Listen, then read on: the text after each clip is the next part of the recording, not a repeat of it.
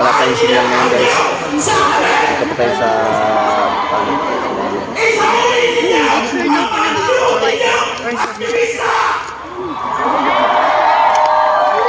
aktivista na nanawagan lamang ng lupa sa magsasaka.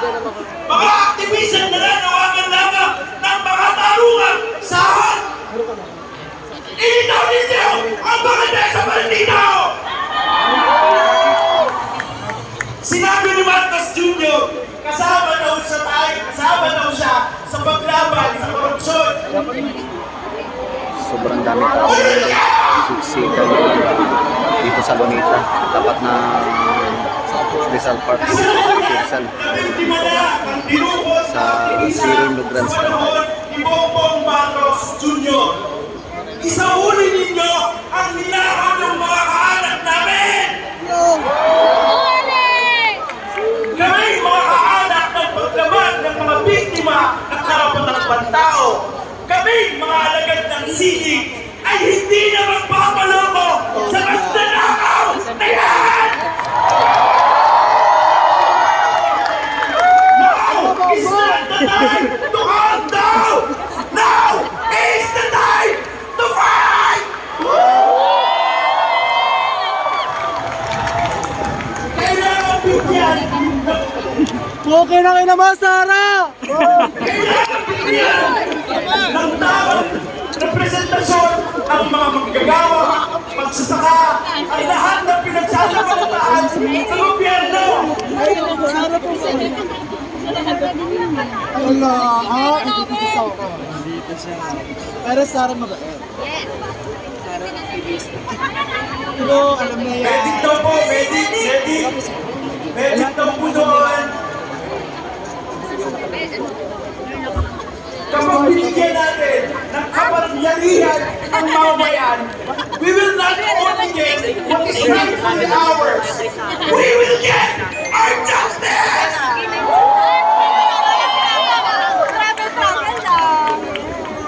Isang taas kamang pagpupugay pa sa lahat ng mamamayang Pilipino ng puto at binahan. Si Rico, hindi na ang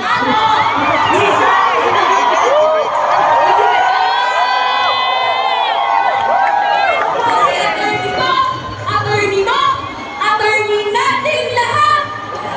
Ang kinakawan ng boses ng kabataan sa ika-20 Kongreso. Gusto mong marinig?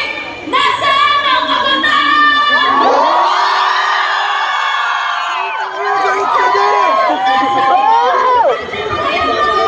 Balik yung tax namin!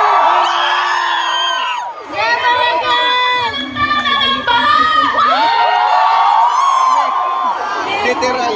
Isang tanong sa inyo. Galit kayo! Galit! Galit! Galit! Kami po sa Malabon, 2 taon na sunod-sunod sila ng bahan.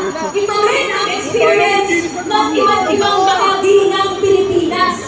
Pero, imagine nyo, 1.5 billion pesos ang binuhos sa flood control projects ng Grabe, guys, Pangulo grabe. ni Arroyo. At alam niyo po ba, dahil sa 1.5 trillion na yan, yung 1 trillion pesos kay Marcos Jr. lang. Pakyakan! Umarap ka dito! Sasama ka, di ba? Ramdam na ramdam ng lahat ng mambabatas, lahat ng DPWH officials, ng district engineer, yung mga may pakala ng pambansang budget,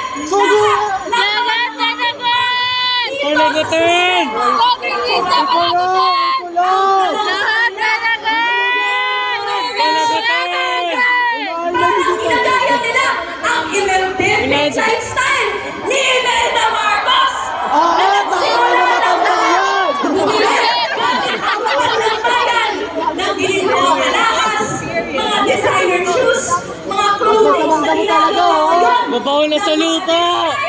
Imelda, mabaho bilang! ibang mga nepo babies at takbo ng sangkot sa korupsyon.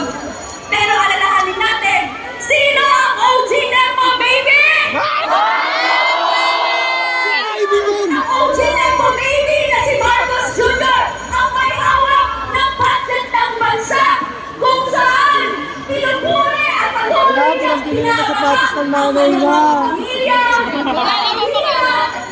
Pinandroga na! Hindi! Mga kabataan! Galit na kayo dito! Galit! Mga kabataan, mga kababayan ko, mga saysayan ang ating galit! Ang galit sa pamumurakot ang nagtanggal sa pwesto noong 1986 kay Marcos Sr. Kung saan dahil ginutom niya at pinapatay ang mga Pilipino habang sila yaman na yaman tinanggal sa pwesto. Ang galit din sa pamumurakot ang nagtanggal kay Erap noong 2001 dahil sinugal niya ang pera ng taong bayan.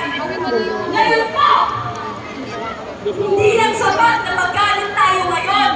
Kailangan panghawakan natin ang galit natin. Oh! Tuloy-tuloy na Ito na, hawak nila. at gamitin para organisahin at magpakilos ng mas marami pa. Lahat sa susunod na 20 taon, 20 years from now, 2060, mangyayari ba ito ulit?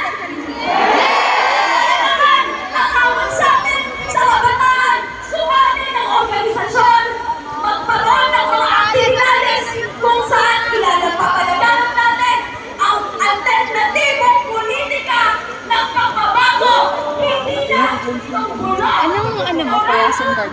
Ha? Anong